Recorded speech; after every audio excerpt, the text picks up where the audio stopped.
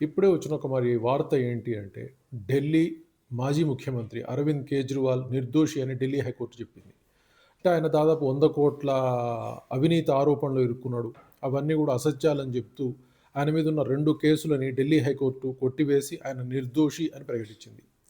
ఆ మరుక్షణంలోనే కేజ్రీవాల్ దుఃఖిస్తూ, ఏడుస్తూ కనిపించాడు. ఆయన ఏమని చెప్తా ఉన్నాడంటే, నేను ఖట్టర్ నిజాయితీపరుడిని. ఖచ్చితమైనటువంటి నిక్కచ్చి అయిన నిజాయితీపరుడైనటువంటి ముఖ్యమంత్రిగా వర్క్ చేశాను నేను.